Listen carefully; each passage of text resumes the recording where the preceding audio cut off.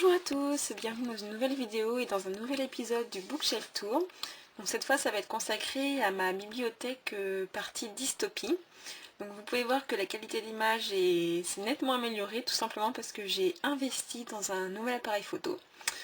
Donc ceci explique cela. Mais bon, on n'est pas là pour parler technologie, on est là pour parler bouquins. Donc alors tout d'abord ça va être d'ailleurs pas très pratique. J'ai Little Brother de Cory Doctorow. Donc là c'est un peu un Little Brother, c'est un peu un clin d'œil à Big Brother dans Le Meilleur des Mondes, il me semble. C'était sympa mais ça m'a pas non plus super bien emballé. Ensuite on a Karen Thompson Walker, L'Âge des Miracles, où là c'était vraiment un vrai coup de cœur, c'est initiatique et au moins on sait pourquoi le monde devient comme il est. Dans Les Enfants de la Paranoïa, là c'est de Trevor Shane, là c'est pareil, c'était un grand coup de cœur. C'est assez cru, et d'ailleurs il me semble qu'il doit y avoir une suite, mais je sais pas quand est-ce qu'elle va sortir. Ensuite on a la saga Hunger Games, je pense que c'est pas la peine que je la présente, donc de Suzanne Collins avec le tome 1, le tome 2 L'Embrasement que j'ai relu récemment en audiobook, et La Révolte, donc voilà, d'ailleurs La Révolte il est un peu abîmé, je l'avais reçu comme ça.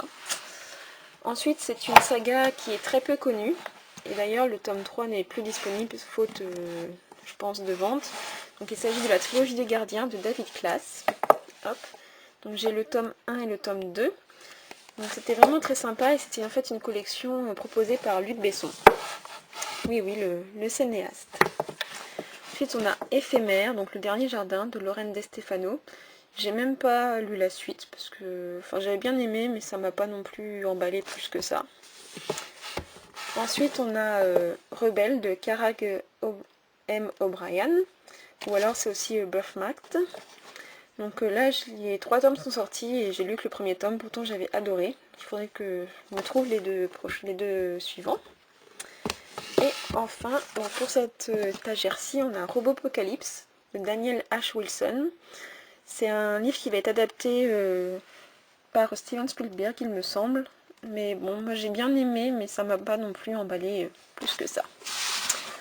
Voilà, donc ça c'était pour la première étagère. Et maintenant on poursuit avec la deuxième. Donc alors, si l'on continue donc sur la deuxième étagère, donc on a les 2 premiers tomes de la saga Promise de Ali Kondi. Le premier tome avait été un coup de cœur parce que l'écriture de l'auteur est vraiment poétique. Le deuxième était un peu moins et le troisième m'a été prêté par une amie. Et heureusement que je ne l'ai pas acheté parce que j'ai pas du tout aimé. C'était une saga qui va de moins en moins bien, on va dire. Et heureusement que c'est terminé parce que je sais pas comment l'auteur aurait pu finir. Ensuite, on a les 2 premiers tomes de la saga Gone. Pourquoi j'ai pas continué? Parce que tout simplement, je trouve que c'est un peu trop adolescent. Ensuite, on a L'épreuve, le labyrinthe de James Dashner. Donc là, c'est ma dernière dystopie, enfin mon avant-dernière dystopie en date. Et j'ai vraiment beaucoup aimé. Il y a un film qui devrait sortir l'année prochaine. Bleach de Ever Anastasiou. J'ai pas trop aimé, je trouve ça trop superficiel. Addict de Jane Ryan. Et là, je trouve ça trop malsain. Donc bon. Et ici, on a Le Prince d'été de Alaya Dawn Johnson. Et là, c'est pareil, j'ai pas aimé. C'est peut-être les seules dystopies de la collection R que j'ai pas vraiment appréciées. Mais bon, c'est comme ça. Ensuite, on a les 2 premiers tomes donc, de la saga Insaisissable, avec le tome 1, Ne me touche pas. Et le tome 2, Ne m'échappe pas. Le tome 1 était une révélation pour l'écriture de l'auteur. Et le tome 2, j'ai été un petit peu déçue. C'était un petit peu moins de punch et dans les sentiments. Mais bon. Mais par contre, j'ai hâte de connaître la nouvelle sur Warner. Voilà, donc ça c'était pour ma deuxième étagère. Et pour terminer, donc ma dernière étagère, donc cette fois avec Les Écriveurs de Frédéric Mars. Donc, hop, voilà, donc c'est un premier tome, je pense, normalement ce sera une série. Mais bon, il n'y a toujours pas la suite.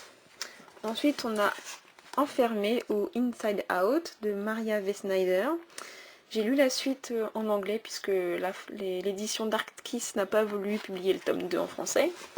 Ce qui est bien dommage parce que c'est vraiment une très bonne dystopie. Ensuite, on a Cinder de Marissa Mayer. Donc il y a un mélange entre dystopie et conte de fées. J'ai adoré.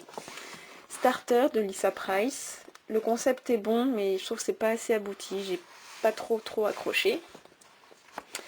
Ensuite, on a La révolte de Maddie Friedman de Cathy Kavinsky. Donc là, je m'attendais à autre chose. Dommage. Ensuite, Intuition, le tome 3 de Rachel Ward. J'ai pas lu les autres tomes et j'ai réussi à comprendre ce tome-ci et j'ai vraiment beaucoup aimé. Légende de Marie-Lu. Excellent, la suite est sortie récemment. Version bêta de Rachel Coyne, j'ai adoré. Contrairement à certains, moi je trouve que c'est vraiment original et j'ai vraiment très hâte de savoir la suite. La 5e vague de Rick Yancey, excellent aussi. Et enfin ma saga chouchoute, donc la sélection et élite de Kiera Cass. Donc la sélection au premier tome excellent, l'élite un petit peu moins, en plus il est plus petit donc c'est nul. J'espère vraiment que le tome 3 sera au moins aussi gros que la 5e vague, ce serait bien, et qu'on aura les réponses à nos questions. Et enfin, puisque j'avais plus assez de place, donc Pure de Juliana Bagot, j'ai bien aimé mais il me manque quelque chose, du coup je pense que je lirai pas la suite. Et enfin la dernière dystopie en date, donc là c'est une épreuve non corrigée, donc c'est Un monde pour Clara de Jean-Luc Marcastel. Vous aurez mon avis très bientôt sur le site et j'ai vraiment beaucoup aimé. Voilà, c'était ma bibliothèque, enfin mon étagère plutôt, avec mes dystopies. J'espère que ça vous a plu. Et puis je vous donne rendez-vous au prochain épisode. Salut!